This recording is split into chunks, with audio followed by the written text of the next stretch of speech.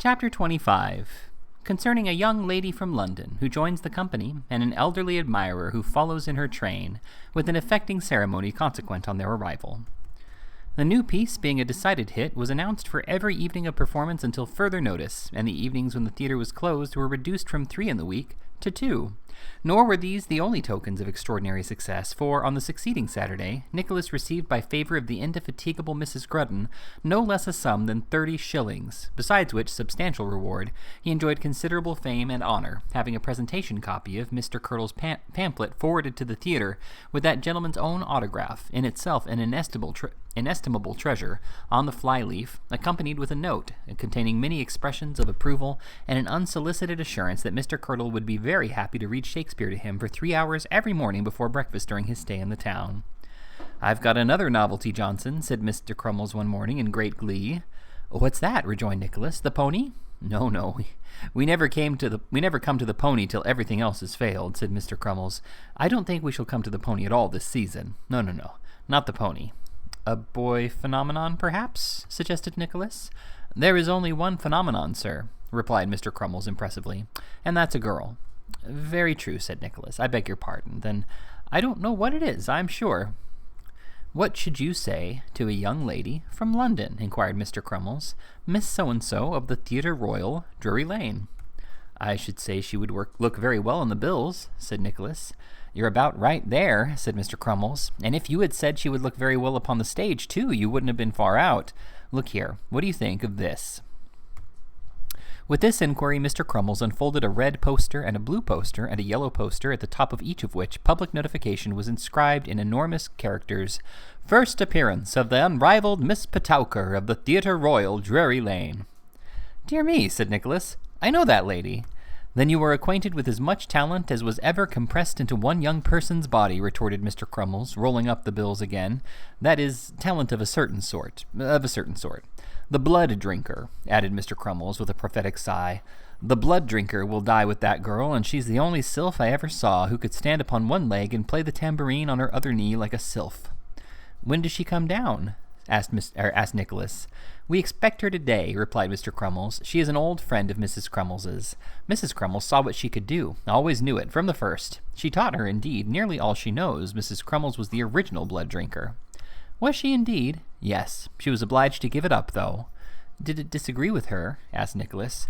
"Not so much with her as with her audiences," replied Mr. Crummles. "Nobody could stand it. It was too tremendous. You don't know what Mrs. Crummles is yet." Nicholas ventured to insinuate that he thought he did. No, you don't," said Mr. Crummles. "You don't indeed. I don't, and that's a fact. I don't think her country will till she's dead. Some new proof of talent bursts from that astonishing woman every year of her life. Look at her, mother of 6 children, 3 of them alive, and all upon the stage." "Extraordinary," cried Nicholas. "Ah, extraordinary indeed," rejoined Mr. Crummles, taking a complacent pinch of snuff and shaking his head gravely. "I pledge you my professional word, I didn't even know she could dance till her last benefit, and then she played Juliet and Helen McGregor, and did the skipping rope hornpipe between the pieces.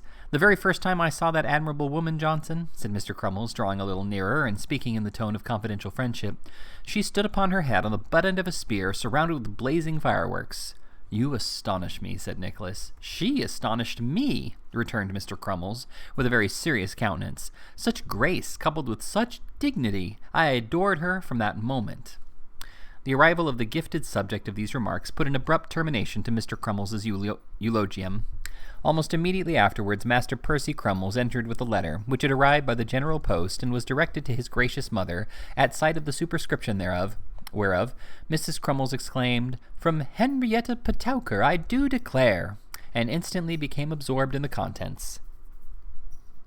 "Is it?" inquired Mr. Crummles, hesitating. "Oh, yes, it's all right," replied Mrs. Crummles, anticipating the question. "What an excellent thing for her, to be sure." "It's the best thing altogether that I ever heard of, I think," said Mr. Crummles, and then Mr. Crummles, Mrs. Crummles, and Master Percy Crummles all fell to laughing violently.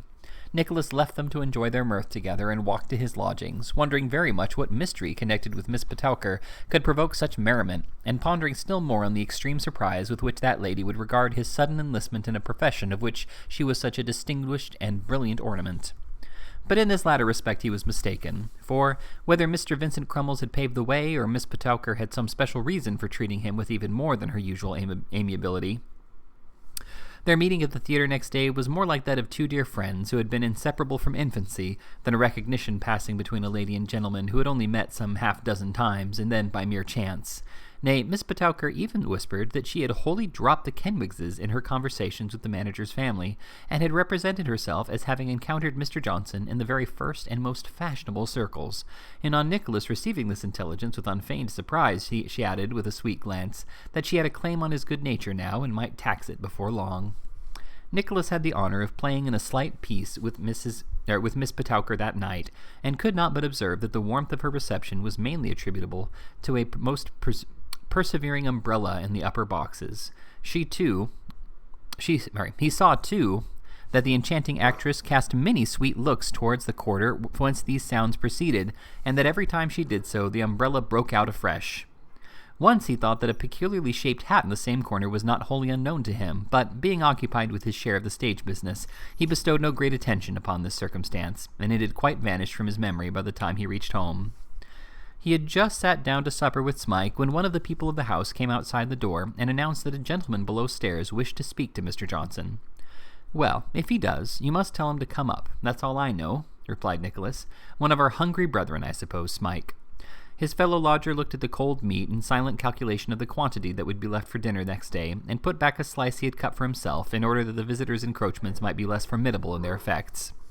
"Is it not anybody who has been here before?" said Nicholas, "for he is It is not anybody who has been here before," said Nicholas, "for he is tumbling up every stair. Come in, in the name of wonder, Mr. Lillyvick." It was indeed the collector of water rates, who, regarding Nicholas with a fixed look and immovable countenance, shook hands with most portentous solemnity, and sat himself down in a seat by the chimney corner. "Why, when did you come here?" asked Nicholas. "This morning, sir," replied Mr. Lillyvick. "Oh, I see. Then you were at the theater tonight, and it was your "This umbrella," said Mr. Lillyvick, producing a fat green cotton one with a battered ferrule. "What did you think of that performance?" "So far as I could judge, being on the stage," replied Nicholas, "I thought it very agreeable." "Agreeable!" cried the collector. "I mean to say, sir, that it was delicious." Mr. Lillyvick bent forward to pronounce the last word with greater emphasis, and having done so, drew himself up and frowned and nodded a great many times. "I say delicious," repeated Mr. Lillyvick. "Absorbing, fairy-like, tumultuous." And again Mr. Lillyvick drew himself up, and again he frowned and nodded. "Ah," said Nicholas, a little surprised at these symptoms of ecstatic approbation. "Yes, she is a clever girl." "She is a divinity," returned Mr. Lillyvick, giving a collector's double knock on the ground with the umbrella up before mentioned. "I have known divine actresses before now, sir. I used to collect, at least I used to call for, and very often call for, the water rate at the house of a divine actress, who lived in my beat for upwards of 4 years, but never, no, never, sir, of all divine creatures, actresses or no actresses, did I see a diviner one than is Henrietta Petowker." Nicholas had much ado to prevent himself from laughing, not trusting himself to speak. He merely nodded in accordance with Mr. Lillyvick's nods, and remained silent. "Let me speak a word with you in private," said Mr. Lillyvick. Nicholas looked good-humouredly at Smike, who, taking the hint, disappeared. "A bachelor is a miserable wretch, sir," said Mr. Lillyvick. "Is he?" asked Nicholas. "He is," rejoined the collector. "I have lived in the world for nigh 60 year, and I ought to know what it is." "You ought to know, certainly," thought Nicholas, "but whether you do or not is another question." "If a bachelor happens to have saved a little matter of money," said Mr. Lillyvick, "his sisters and brothers and nephews and nieces look to that money, and not to him, even if by being a public character he is the head of the family, or, as it may be, the main from which all the other little branches are turned on, they still wish him dead, all the while, and get low-spirited every time they see him looking in good health, because they want to come into his little property. You see that?" "Oh, yes," replied Nicholas. "It's very true, no doubt." "The great reason for not being married," resumed Mr. Lillyvick, "is the expense. That's what's kept me off, or else, goodness," said Mr. Lillyvick, snapping his fingers, "I might have had 50 women." "Fine women?" asked Nicholas. "Fine women, sir," replied the collector. "Aye, not so fine as Henrietta Petowker, for she is an uncommon specimen, but such women as don't fall into every man's way, I can tell you. Now, Suppose a man can get a fortune in a wife instead of with her, eh? Why, then, he's a lucky fellow, replied Nicholas. That's what I say, retorted the collector, patting him benignantly on the side of the head with his umbrella. Just what I say. Henrietta Petowker, the talented Henrietta Petowker, has a fortune in herself, and I am going to make her Mrs. Lillyvick? Suggested Nicholas. No, sir, not to make her Mrs. Lillyvick, replied the collector. Actresses, sir, always keep their maiden names. That's the regular thing. But I'm going to marry her, and the day after tomorrow, too. I congratulate you, sir, said Nicholas. Thank you, sir, replied the collector, buttoning his waistcoat. I shall draw her salary, of course, and I hope after all that it's nearly as cheap to keep two as it is to keep one. That's a consolation. Surely you don't want any consolation at such a moment, observed Nicholas. No, replied Lillyvick, shaking his head nervously. No, of course not. But how come you both here if you're going to be married, Mr. Lillyvick? Asked Nicholas. Why, that's what I came to explain to you, replied the collector of water rate. The fact is, we have thought it best to keep it secret from the family. Family? Said Nicholas. Which family? The Kenwigses, of course, rejoined Mr. Lillyvick. If my niece and the children had known a word about it before I came away, they'd have gone into fits at my feet and never have come out of them till I took an oath not to marry anybody, or they'd have got out of a commission of lunacy or some dreadful thing, said the collector, quite trembling as he spoke. To be sure, said Nicholas. Yes, they would have been jealous, no doubt. To prevent which, said Mr. Lillyvick, Henrietta Petowker, it was settled between us, should come down here to her friends, the Crummleses, under pretense of this engagement, and I should go down to Guildford the day before, and join her on the coach there, which I did, and we came down from Guildford yesterday together. Now, for fear you should be writing to Mr. Noggs and might say anything about us, we have thought it best to let you into the secret. We shall be married from the Crummleses' lodgings, and shall be delighted to see you, either before church or at breakfast time, which you like. It won't be expensive, you know, said the collector, highly anxious to prevent any misunderstanding on this point. Just muffins and coffee, with perhaps a shrimp or something of that sort, for a relish, you know. Yes, I understand, replied Nicholas. Oh, I shall be most happy to come. It'll give me the greatest pleasure. Where's the lady stopping? With Mrs. Crummles? Why, no, said the collector. They couldn't very well dispose of her at night, and so she is staying with an acquaintance of hers, and another young lady. They both belong to the theatre. Miss Snevellicci, I suppose, said Nicholas. Yes, that's the name. And they'll be bridesmaids, I presume, said Nicholas. Why, said the collector with a rueful face, they will have 4 bridesmaids. I am afraid they'll make it rather theatrical. Oh, no, not at all, replied Nicholas, with an awkward attempt to convert a laugh into a cough. Who may the 4 be? Miss Snevellicci, of course, Miss Ledrick, the phenomenon, groaned the collector. Aha! Cried Nicholas. I beg your pardon. I don't know what I'm laughing at. Yes, that'll be very pretty. The phenomenon. Who else? Some young woman or other, replied the collector, rising. Some other friend of Henrietta Petowker's. You'll be careful not to say anything about it, will you? You may safely depend upon me, replied Nicholas. Won't you take anything to eat or to drink? No, said the collector. I haven't any appetite. I should think it was a very pleasant life, the married one, eh? I have not the least doubt of it, rejoined Nicholas. Yes, said the collector, certainly. Oh yes, no doubt. Good night. With these words, Mr. Lillyvick, whose manner had exhibited through the whole of this interview a most extraordinary compound of precipitation, hesitation, confidence and doubt, fondness, misgiving, meanness, and self-importance, turned his back upon the room, and left Nicholas to enjoy a laugh by himself if he felt so disposed. Without stopping to inquire whether the intervening day appeared to Nicholas to consist of the usual number of hours of the ordinary length, it may be remarked that, to the parties more directly interested in the forthcoming ceremony, it passed with great rapidity, insomuch that when Miss Petowker awoke on the succeeding morning in the chamber of Miss Snevellicci, she declared that nothing should ever persuade her that that really was the day which was to behold a change in her condition. I never will believe it, said Miss Petowker. I cannot, really. It's of no use talking. I never can make up my mind to go through with such a trial. On hearing this, Miss Snevellicci and Miss Ledrick, who knew perfectly well that their fair friend's mind had been made up for 3 or 4 years, at any period of which she would have cheerfully undergone the desperate trial now approaching if she could have found any eligible gentleman disposed for the venture, began to preach comfort and firmness, and to say how very proud she ought to feel that it was in her power to confer lasting bliss on a deserving object. and how necessary it was for the happiness of mankind in general that women should possess fortitude and resignation on such occasions, and that although for their parts they held true happiness to consist in a single life, which they would not willingly exchange, no, not for any worldly consideration, still, thank goodness, if ever the time should come, they hoped they would knew their duty too well to repine, but would the rather submit with meekness and humility of spirit to a fate for which Providence had clearly designed them with a view to the contentment and reward of their fellow creatures. I might feel it was a great blow, said Miss Snevellicci, to break up old associations and what-d'ye-call-ems of that kind, but I would submit, my dear. I would, indeed. So would I, said Miss Ledrook. I would rather court the yoke than shun it. I have broken hearts before now, and I'm very sorry for it's a terrible thing to reflect upon. It is indeed, said Miss Snevellicci. Now, Led, my dear, we must positively get her ready, or we shall be too late, we shall indeed.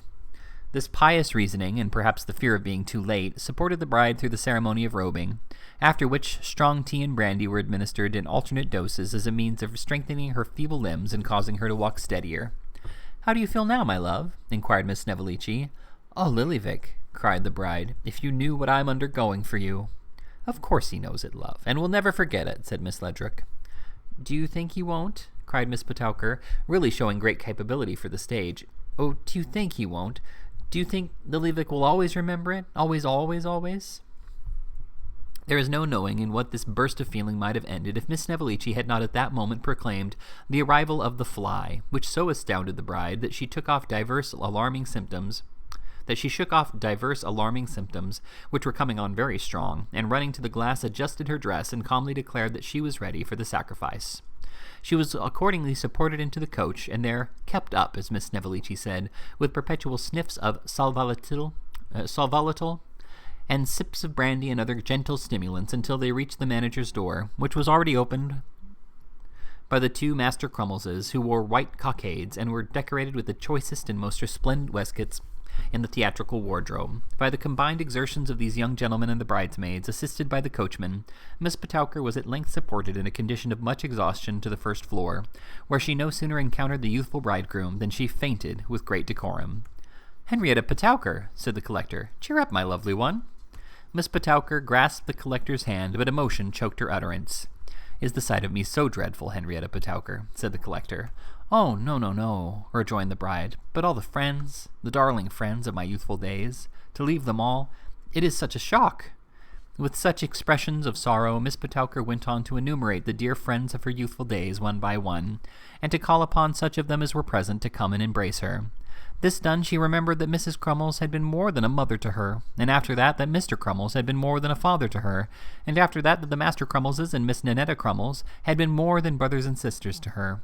These various remembrances, being each accompanied with a series of hugs, occupied a long time, and they were obliged to drive to church very fast for fear they should be too late.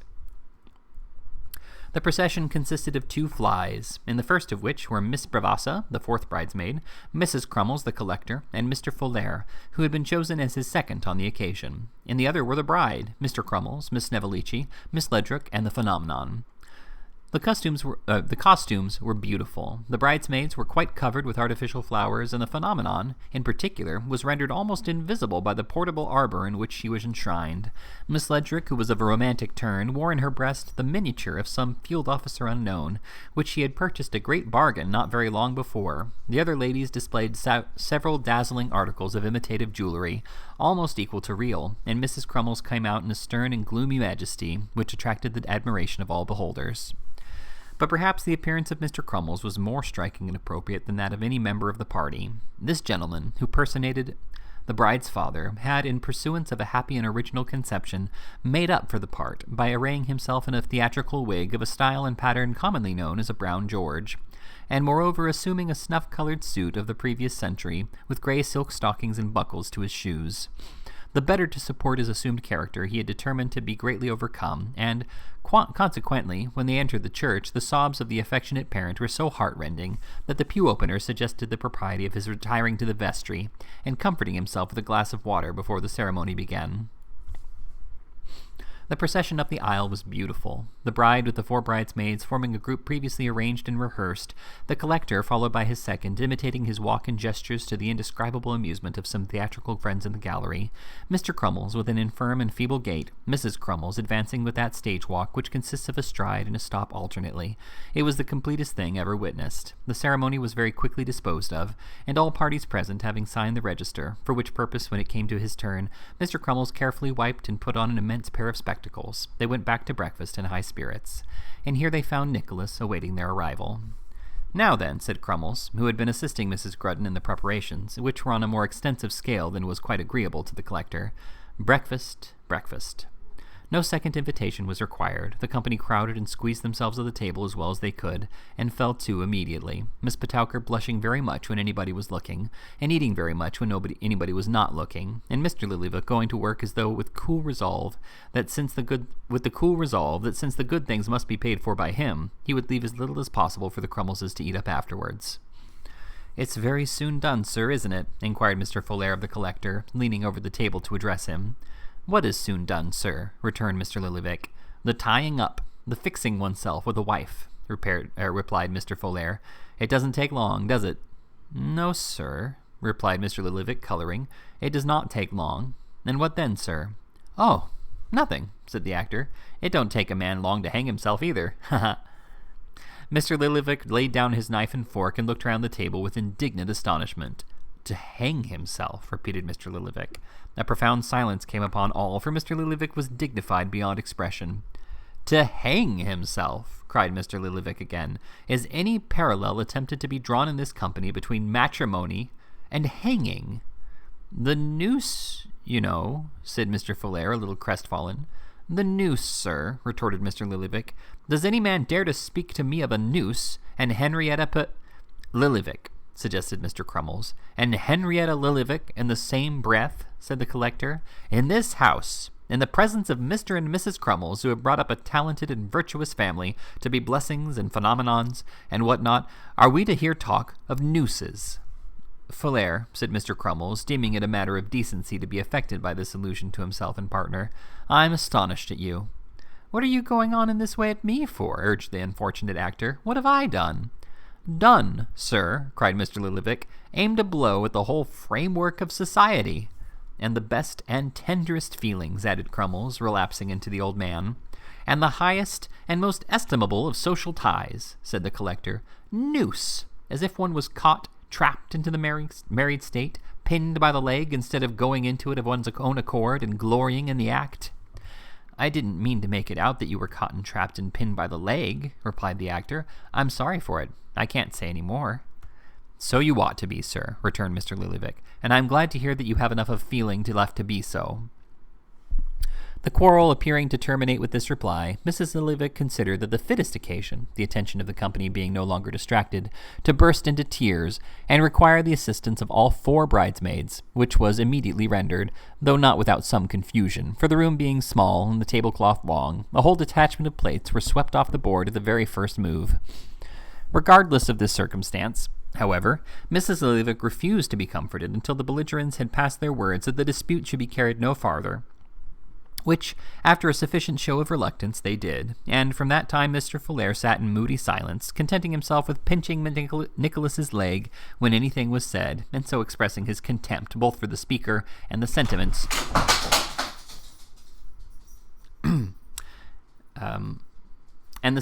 to which he gave utterance. There were a great number of speeches made, some by Nicholas and some by Crummles, and some by the collector, 2 by the Master Crummleses in returning thanks for themselves, and 1 by the phenomenon on behalf of the bridesmaids, at which Mrs. Crummles shed tears. There was some singing, too, for Miss Ledrick and Miss Bravassa, and very likely there might have been more, if the fly driver, who stopped to drive the happy pair to the spot where they proposed to take steamboat to ride, had not sent in a peremptory message intimating that if they didn't come directly, he should infallibly demand 18 pence over and above his agreement. This desperate threat effectually broke up the party.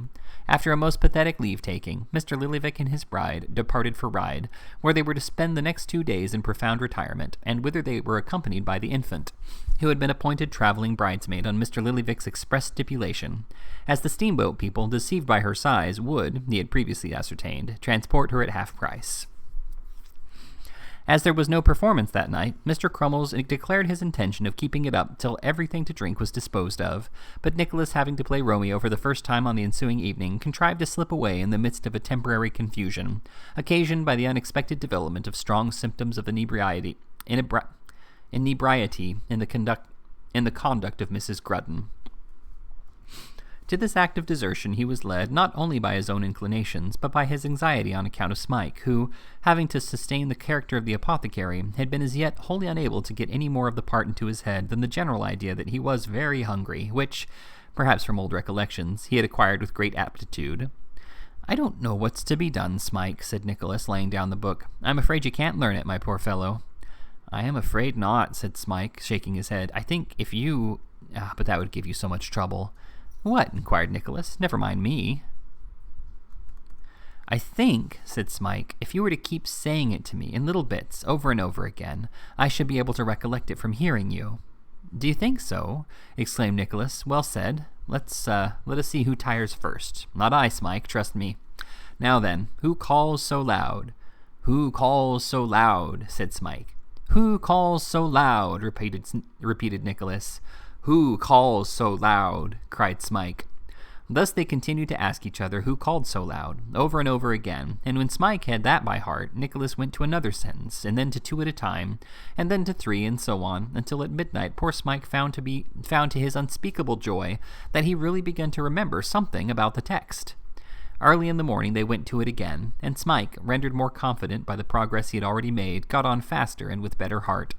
As soon as he began to acquire the words pretty freely, Nicholas showed him how he must come in with both hands spread upon his stomach, and how he must occasionally rub it, in compliance with the established form by which people on the stage always denote that they want something to eat. After the morning's rehearsal they went to work again, nor did they stop except for a hasty dinner until it was time to repair to the theatre at night. Never had Master a more anxious, humble, docile pupil. Never had pupil a more patient, unwearying, considerate, kind-hearted master.